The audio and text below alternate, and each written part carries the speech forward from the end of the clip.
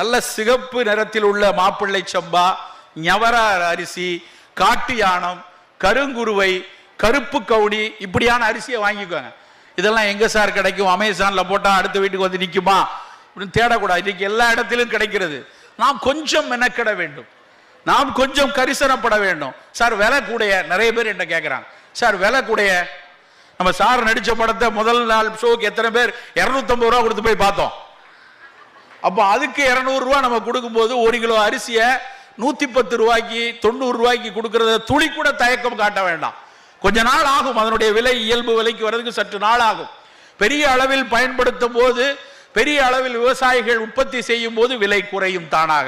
அதுவரைக்கும் 50 ரூபா 60 ரூபா கூட இருந்தாலும் கருப்பு கவுனி அரிசி சாப்பிடலாம். சாதாரணமா நினைக்கிறோம் கவுனி அரிசினா என்னன்ட்டு. ஆனா அதற்கு பின்னாடி இருக்கக்கூடிய மருத்துவ குணங்களை யோசிச்சோன்னு வைங்களேன். கருப்பு கவுனி அரிசிக்கு சீனாவில் என்ன